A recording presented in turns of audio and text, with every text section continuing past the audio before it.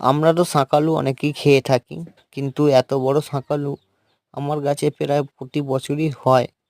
এর চেয়েও দ্বিগুণ শাঁকালু একবার হয়েছিল, সেটা পচে গিয়েছিল মাটির তলাতে তুলতে তুলতে। শাঁকালু কিন্তু এবারে দুটো দেখুন হয়েছে কত একসঙ্গে, বড় শাঁকালু হয়েছে পাশাপাশি একটা এবং গাছে। একটা গাছে 3টে ফল হয়েছে।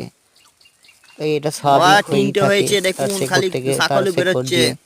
একটা গাছে 3টে কেন, খালি হ্যালো গাইস শাঁকালু। 4টে, ওখানে শেষ গাছটা একটা কেটে দাও। গাছে 3টে কেন, 4টে পর্যন্ত ফল হয়ে থাকে।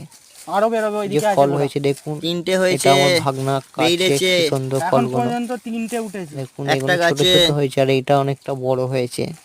এটা আমরা ওজন করে দেখেছি, নেই মনে 1 হচ্ছে, কেজি না 300 আছে। ওয়েট হয়েছে শাঁকালুটা দেখা যাক বড়টা। কি হচ্ছে। তার এইগুলো 250-300 করে হয়েছে, দেখতেই পাচ্ছেন। আর গোড়া কোথায় আছে? এখন ওইদিকে শাঁকালু গোড়া আছে। খুবই কমই হয়, আর এটা হওয়ার কারণ হচ্ছে আমরা এতে বসিয়েছি, মানে গোবর সারের ওপর বসিয়েছি বলে এত বড় বড় হয়েছে।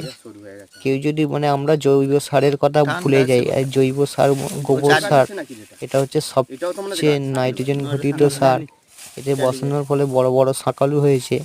এতে যদি এরকম গোবর সারে, বিভিন্ন রকম গোবর সারে যদি চাষ করা দেখা যায়, যাক কি নাইট্রোজেন বেরোয়। ঘটিত সারে, ওই তাহলে আছে আছে। চাষের ফলনও ভালো হবে।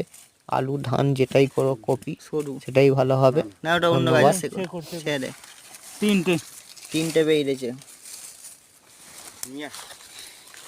কাটা, এটা নাও, ছাগলটা নাও। হুম। আর এখানে শাঁকালু গাছ। আজকে তো আমি আপনাদের শাঁকালের ভিডিওটা দেখাবো। দেখো কিভাবে শাঁকালের ভিডিওটা হলো এবং কি আমার গাছে শাঁকাল তৈরি হয়েছে কত বড় বড়, 1 কেজি ওজনের। এটা দেখাবো, দেখুন।